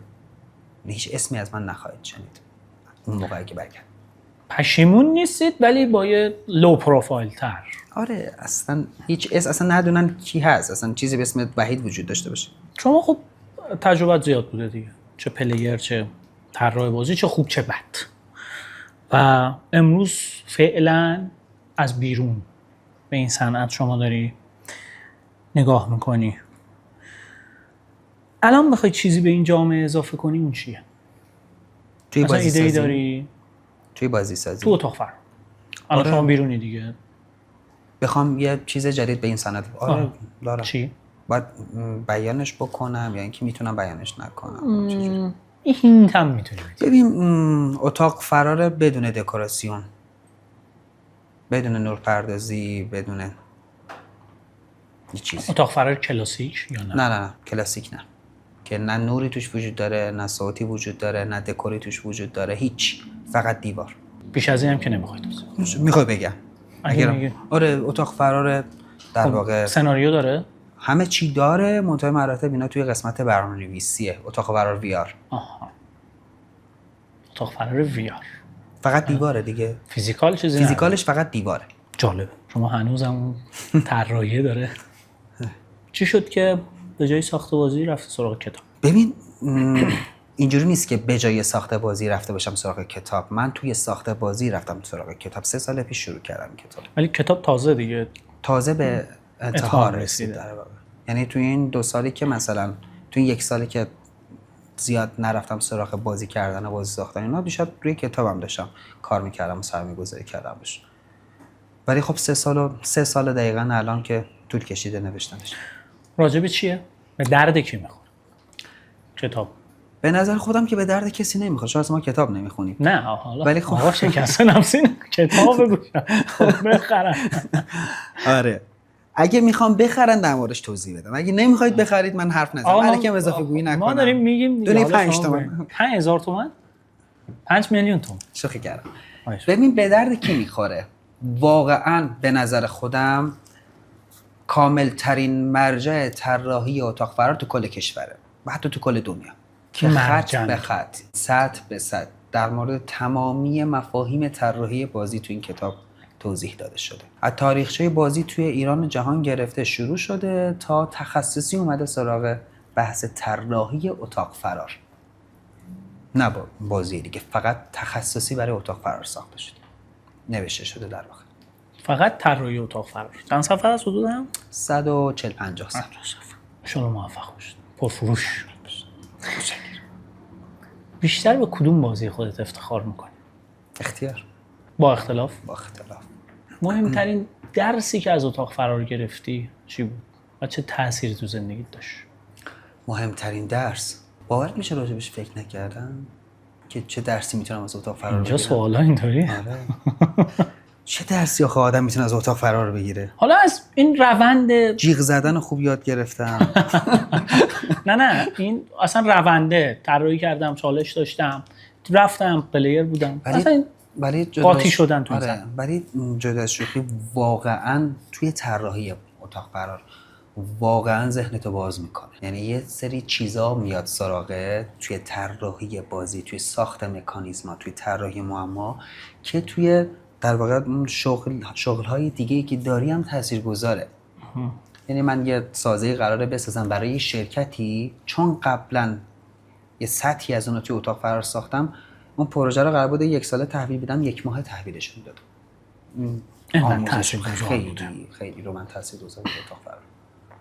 و نکته بعدش این که زیباترین چیزی که تو اتاق فرار بر من رقم میخوره اینه که پلیرها توی بازی من دچار در واقع غم، شادی، ترس، من ترکیبی از اینا رو وقتی میبینم خیلی لذت میده. آخرین باری که یه شخص تونست این کار رو همزمان با یک انسان بکنه، فکر کنم آقای خوارزمی بود که با سنتور تونست، با سنتور یا با تار تونست بگریونه، بخندونه، بخوابونه. من افتخار میکنم که شبیه آقای خوارزمی شد. خیلی هم عالی. 5 سال دیگه اتاق فرار تو ایران چه شکلیه؟ میمونه، نمیمونه، پیشرفت میکنه؟ رونده این شکلی باشه نه، تمام، کارش تمام. 5 سال دیگه کارش تمام. اگه روندی که ما داریم میریم این شکلی، یعنی اینکه ما یه دوره طلایی داریم توی استان البرز، سال 400 401 و یک مقداری 402. یعنی بذار اینجوری بگم خیلی بهتره، 401 و 402 اوج اتاق فرار استان البرز که واقعا بقیه استانا باید میدویدن دنبال استان البرز. واقعا هم بازی داشت. من فقط البرز رو دارم نگاه میکنم و دارم کرج رو نگاه میکنم. ببین وقتی البرزی که همیشه معروف بوده به دکوراسیون، به بازی بزرگ، به بازی با لول داره افت میکنه، من به نظر من داره فاتحه‌اش خونده میشه. واقعا هم تو کرج، حالا البرز نسبت به اون سال قبل خیلی لول اومده پایین. اصلا دوست ندارم اینو بشنوم. آره بازی قبلی که در واقع بازی که الان همچنان توی البرز هست، بازی با لول یا نه اوکیه، بازی که نسبتاً تعدادی، بله تعدادی داریم میگیریم. فاتحه اتاق فرار خونده است. آخرین سوال رو بپرسم بریم سراغ چالش. امروز همه همه فعالان این صنعت این ویدیوی ما رو دارن میبینن، ویدیوکست ما رو دارن میبینن، یه جمله بهشون بگو. دوست داری چی ازت بشنون؟ از اونایی که تو این صنعت دارن کار میکنن چی دوست دارن که از من بشنون؟ تمام بچهای این صنعت یا مثلا بچهای فعالان این صنعت، حقیقتا من روی صحبتم با خود مجموعه دارای کرج و بعد بقیه استان، خداییش برگردید به اون اوج طلایی البرزمون، برگردید به اون اوجی که همه کنار همدیگه تیم قوی بودیم. یادمه که اون 3-4 سال پیش مخصوصا توی کرج، مجموعه دارای کرج یه جوری کنار همدیگه بودن، یه جوری پشت همدیگه بودن که این باعث اصلا رشد اتاق فرار توی در واقع کل ایران شده بود. برگردید به اون روزا دیگه، برگردید اون روزای قشنگ رو دوباره بسازید. برای کل کشور چی؟ برای کل کشور میدونم اگه کسی که اولین بار دارن این ویدیو رو میبینن اتاق فراری هم نیستن، اتاق فرارتون رو با بازی خوب شروع بکنید و ترجیحاً تا جایی که میشه به بازی ضعیف و متوسط هم کمک بکنید. بذارید اینا هم رشد بکنن همشون. اول کمک به رشد بکنید. اگه پاسخگو نبود، اگه انتقاد پذیر نبود، قطعاً من خودم توی تیم شما و اونا رو کامل حذفش میکنم. خیلی ممنونم. سلام. میخوایم یه خورده دیگه حالا سوال و صحبت اینا زیاد شد، بریم خود چالشی فکر کنم باحال بشه. من کلمه میگم، شما 2-3 ثانیه 4 ثانیه اولین چیزی که به ذهنت میرسه بگو. باشه. یه کلمه. اتاق فرار. عشق. طراحی بازی. مهندسی. پلیر. برکت. مجموعه دار. رفیق. گیم مستر. زحمت کش. این چیزی اومد تو ذهنم چون واقعی اولین کلمه است. آره. اکتور. دوباره همون زحمت کش. نه یه چیزی که بگم. چیز بعدی اومد الان تو ذهنم. میخوای بدتر البته با احترام به تمام اکتورها خیلی هم زحمت میکشن. مظلوم هایی با حقوق خیلی کم. آره واقعا. معما. بنیاد. سناریو یا داستان. داستان. اطراف. حاشیه. گیم پلی. اصل. ترس. لازمه. چاشنی. خلاقیت. این اومد 100%. این اومد تو ذهنم ببخشید. 100%. شکست. شعاری نمیخوام بگم واقعیه، واقعا مقدمه پیروزیه. واقعی. مقدمه پیروزی. موفقیت از دید من دروغه. کذب. موفقیت آره دروغ. مثلا برای موفقیت کاری انجام نمیده. دروغ. آینده. آینده؟ کدوم آینده؟ آینده چی؟ آینده. فردا، پس فردا، پس اون فردا. عدید زندگی شخصی، عدید اتاق فرار. اولین کلمه. آینده. چیزی که توی ذهنمه رو نمیتونم بیان کنم ولی زیبایی. حاشیه. نیاز. کرج. البرز. سرزمین من. ایران. کتاب. مهجور. رمی. پسرم. از او دخترم بودم. نه رمی چون من پسر ساختمش، حالا تغییر جنسیت داده متاسفانه. نقد.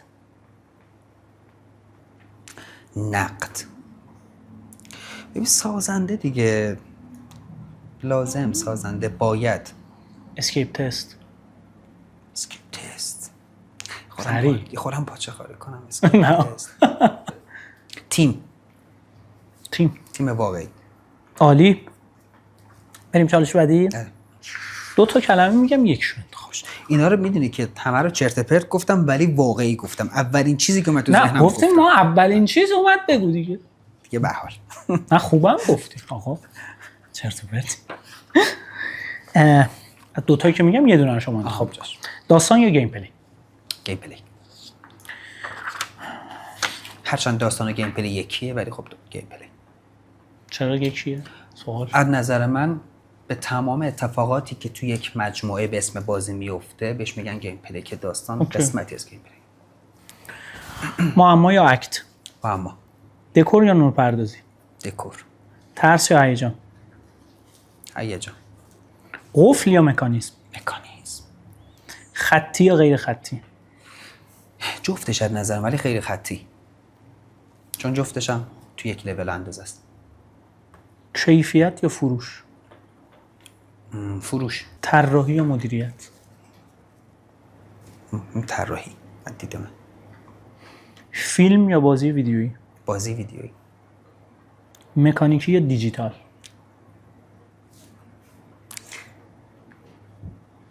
دیکانیکی. مکانیکی. افتتاح سریع یا افتتاح بی‌نقص؟ بی‌نقص. ولو زمان بر. 1 سال است. این واقعا برات سخت میشه. چالش سوم آخر. من اسم بازی میگم، شما 1 تا 10 نمره میدی. 1 تا 10. چشم. واقعی این کار انجام میدم. 1880. از دید خودم کاملا یا یه سری چیزا رو هم لازمش بذارم. فکر کنم پلیر 9. اختیار. 6 7. 6 یا 7. چون عدید پلیر نگاه نکردم به این قضیه ها. نه دیگه نه وحدت رویه داشته باشی. وحدت رویه داشته باشم. 10. نه شرودا 10. پلاک 641 خیلی خاطر است. 9. روز 7. سینیستر اونی که من بازی کردم 9. سینیستر آره. پیدایش نگفتم. آره. نفوذ 10. دخت 7. آرماگدون 10. یکش دیگه. آره. 2شو بازی نکرد. دیوانه باهوش 10. سوال آخر. من واقعا این بازی ها رو دوست داشتم. واقعا اینا رو الکی که صحبت نمی کنیم بیرون که اینا رو پشت صحنه در میاریم. نظر شما راجع به تیم ما صادقانه؟ آره اولین روزی جلوی که دوربین همش هم میذاریم پخش راحت. میخوام با خودت صحبت بکنم. خیلی عالی. ببین اولین روزی که در واقع یادمه که پیج اینستاگرامتون رو انداختید، من فکر کنم هنوز پی ام هم هست، یه کامنت گذاشتم، یه زنگ زدم، یادم نیست، گفتم اینه اون چیزی که باید باشه اینه. و بعد چند تا پیشنهاد دادم بهتون که مدل چه شکلی باشه، روند امتیازی چه شکلی باشه، چه جوری باشه که اجحاف نشه، اینجور چیزا. من تمام اینا رو توی تیم شما دارم میبینم بچه. لطف دارید. یکی از دلایلی که واقعا الان اینجام همین تیم شماست. ببین به لحاظ سوادی دمتون گرم، به لحاظ وقتی که دارید میذارید، به لحاظ همین تو این استودیو، حالا بچه‌ها شما اینجا نیستید نمیدونید چقدر برای همین استودیو فیلم برداری چقدر تلاش کردم بچه‌ها و چه تجهیزاتی اینجاست باور نکردین. اصلا من اومدم اینجا استرس گرفتم. لطف دارید. آره فوق‌العاده‌ن بچه‌ها، فوق‌العاده. به نظر من حساب کنید روی چیزایی که میگن، روی بازیایی که برای شما ساعت بندی کردن حساب باز بکنید، برید بررسی بکنید در واقع بازی که بچه‌ها دارن پیشنهاد میدن و نسبت به پیشنهادیایی که سینه به سینه به شما منتقل شده، اون وقت فرق در واقع پیشنهادی که بچه‌ها دادن رو متوجه میشید، چون بر اساس سواد، بر اساس یک الگوریتم درست این پیشنهاد رو به شما داده میشه. امیدوارم که واقعا بمونید تو این صنعت. ان ما تمام تلاشمون میکنیم و سعی میکنیم کمک کنیم. انتقاد یا پیشنهادی هم اگه دارید به ما لطف کنید. انتقاد ببین به نوع، به مدل تقسیم بندی در واقع اون اسمش رو نمیدونم چی بذارم، اون تقسیم المان هایی که اون 8 9 تایی که داری، من یه سری انتقادا دارم که حالا اگه بخوای خصوصی حرف بزنیم در موردش که این لول بندی چه شکلی باید باشه که مثلا واردش بکنیم. الان یه بحثی راجع به گیم پلی و سناریو کردیم، من اصلا این دو تا رو جدا نمیدونم از هم دیگه. خب ما جدا میدونیم، ما به صورت کلی اینا رو داریم و باید جدا بدونیم، ولی خب توی طراحی بازی اصلا گیم پلی رو ما اصلا میذاریم کنار، میایم گیم پلی رو خورد میکنیم، وارد میشیم. یه انتقادات این شکلی دارم و پیشنهاد من اینه که فعالیتتون رو خیلی بیشتر بکنید. آره واقعا لازم. دوستان هم بدونن نهایت تلاشمون رو داریم میکنیم که واقعا هم همینطوریش تایم داریم زیاد میذاریم. میگم چون ما حالا دوستانم بدونن کار اصلیمون این نیست، منبع درآمدمون این نیست. آره. و با یه تفریح شروع کردیم و دوست داریم یه کمکی به این صنعت کرده باشیم. افتادید تو دام عاشقی. بله واقعا هم علاقه داریم، همچنان با قدرت نقد و بررسی میکنیم. با وجود تمام مشکلاتی که هست، مهربونیایی که هست، دوستان خیلی به ما لطف دارن و میگم چشم ناموناشو شما میگید، سعی میکنیم بیشتر از این و میگیم یه مقدار سخته چون همه ما شغل دیگه داریم، کار دیگه انجام میدیم، ولی حتما چون لازمه دیگه، صنعت نیاز داره. بله. به شما خیلی ممنونم، لطف کردید، زمان گذاشتید صادقانه و خودم هم حال کردم اومدم اینجا هستم. لطف شماست نسبت و اینکه واقعا همه اینا هیچی از قبل آماده شده نبود، همه چیشو اینجا بداهه گفتیم. شما اصلا سوالا رو دیده بودی، بعضی‌هاش هم تعجب کردن، این سوالا آماده نبود و فکر میکنم این روندی که حالا به عنوان طراح بازی طی کردی، سالیان بالا داشت، پایین داشت، فراز داشت، فرود داشت، به ما گفتید. امیدوارم صرفاً یه گفتگوی معمولی نبوده، اینطوری هم نبود. اونایی که عاشق این صنعتن دوست دارن این صنعت رو چیزی یاد گرفته باشن، میخوان ورود کنن به این صنعت، چه به عنوان پلیر چه به عنوان مجموعه دار، تونسته باشن استفاده کنن از این ویدیو. بازم از شما خیلی ممنونم، سلامت لطف کردید، وقتتون رو گذاشتید. دوستان پشت یه جمله هم گفتم من بگم که حالا آقا وحید گفتن که شما امیدوارم ادامه بدید، یعنی تیم ما ادامه بده تو این صنعت. این صنعت واقعا افرادی مثل ایشون رو با این سطح دانش و کار کم داره. امیدواریم. آره دیگه، کسی دیگه که مخاطب خودم خندم گرفت. من خودم آقا نه حالا ایشون که شکست نفسی میکنن، ولی نه اصلا هم شکست نفسی نمیکنن. آدمایی مثل ایشون باشن قطعاً این صنعت پیشرفت میکنه. برمیگردی؟ که قول بگیر. امیدوارم. نمیدونم. شده داستان بازگشت کیروش به تیم ملی. یادت میاد تو تلویزیون مجری صدا و سیما برش کردن؟ آره. قول نمیدی؟ به چی؟ به اینکه برمیگردی؟ برگردم تو این صحنه؟ آره. نه فکر نکنم. شوخی کردم. دوست دارم. میاد. پس برمیگرده. دم شما گرم. ممنونیم. سلامت باشید. چند تا نکته با شما بگم. کدوم بخش خوب بود، کدوم بخش بد بود، نظراتتون، انتقاداتتون، پیشنهاداتتون نسبت به این ویدیو صحبت ما حتما تو کامنت ها برامون بنویسید. کانال ما رو حتما تو یوتیوب سابسکرایب کنید. پیج اینستاگرام ما اسکیپ تست داتا رو که فالو میکنید. دیگه سایت اسکیپ تست داتا سایت. حالا تو یوتیوب قاعدتا میگن اون زنگوله رو هم فعال کن که بفهمید که این ویدیوها رو میذاریم. این کارم انجام بدید. از این ویدیوهای جذاب بیشتر باهاتون همراه میشیم. نفرات بیشتری جذب میکنیم. مثلا کسایی که میخواین دعوت کنیم باشون صحبت کنیم هم برامون بنویسید. دم همگی گرم. ممنونم. خداحافظ شما. آقا لطف کردید. قربونش.